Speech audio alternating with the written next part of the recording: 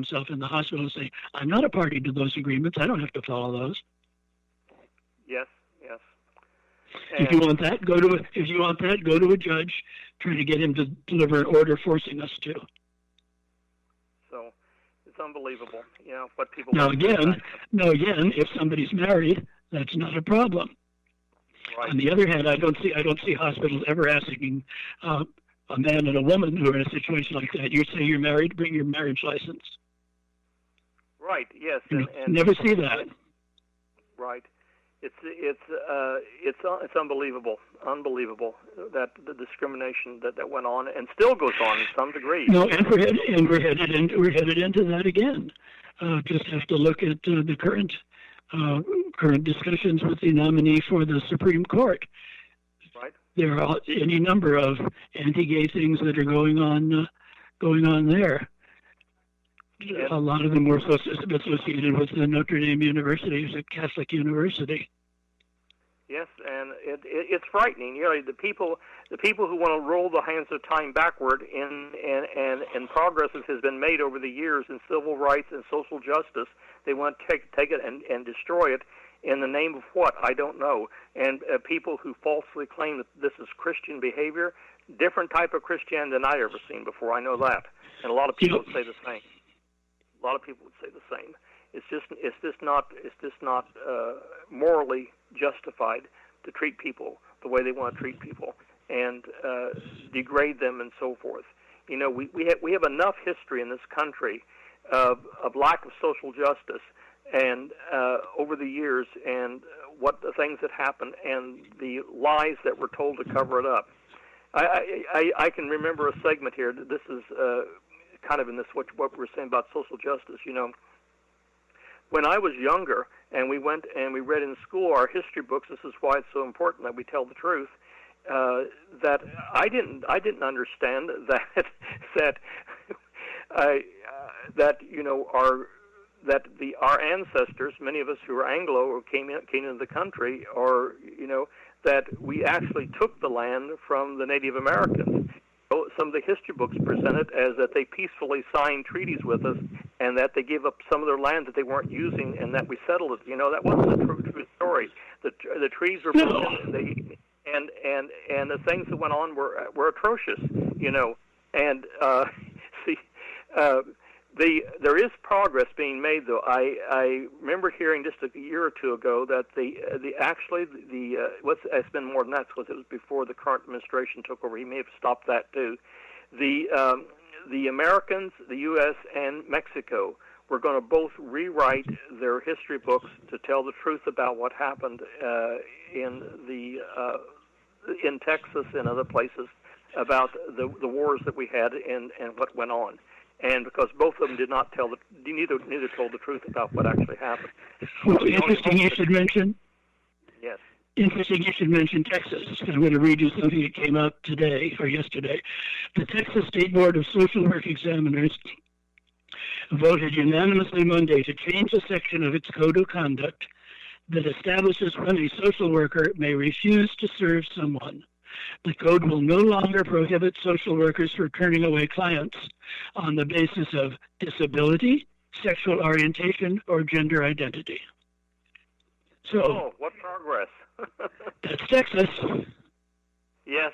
Oh, my Lord, yes. I lived there for a number of years, and I know the bigotry that went on. Unbelievable. And it was the only state in the Union, I remember this happening, the only state in the Union that would permit a sitting judge to take a political contribution while he was hearing your case. Mm-hmm. And it was the only state in the Union that permitted that. And I think it's still permitted to do it, too. The two good old boys. That's right. and I was appalled about some of the stuff that went on there. Good Lord. But there is progress being made. I don't know if some of the polls have been showing that it's not impossible that Texas could come close to turning blue this time. It's not impossible. Right, but again, this is the State Board of Social Work Examiners. The change was recommended by the governor's office. Oh, well, that's progress. And you know what? I wonder if that has, by coincidence, has anything to do with their governor is in a wheelchair. Disability. I don't know. So it sometimes it takes people to identify, just like, part of the philosophy has been among a lot of the LGBTQ organizations has been, and if they realized how many LGBTQ people there were and how many people there were in their families, they would then understand more, and that's why they've encouraged people over the years to come out. And to some degree, that has been true, and it has affected, so many families have been affected by it. Well, coming out certainly clarifies situations, that's for sure. Exactly. And you see what people truly are like. So you have to realize that, some parts of this country are still like the world was in 1950 over most of the United States. Well, see, that's the, again, part of Make America Great Again. It's been taken back to 1950. And in 1950, being gay was a felony in all 50 states. Right.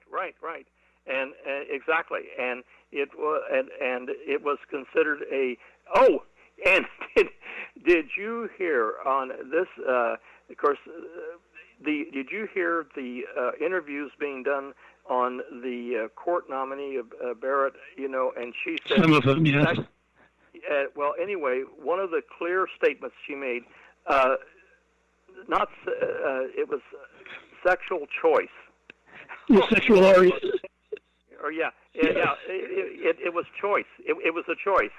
Oh, my God, that's the wording that happened in 1950. You're exactly right. That's 1950 wording, choice. People choose to be LGBTQ. Lifestyle. Yes, lifestyle. That's it. Lifestyle choice. Another dog whistle word. That's exactly right. And just like pray away the gay, Florida's one of the few states that still allow that god awful conversion therapy and the absolute hell this has put young people that's through. Just torture. It is, and I had the honor of interviewing the gentleman who did the movie, Boy Erased, last year, and it was absolutely fascinating to hear it. And the movie that came out, if you ever see it, I would recommend you can probably get it on DVD now, or on Netflix or something, if you want to see it. But it is Boy Erased. Okay, incredible story. It won all kinds of awards.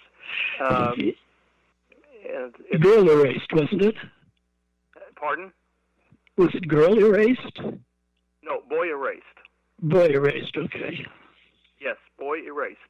And I've lost his name right now. I can't think of his name. It was a true story. It's based on his true story being put into conversion therapy and how he survived and the god-awful camps. And, one of the major news channels went undercover and filmed in Alabama and Florida. So these hideous places.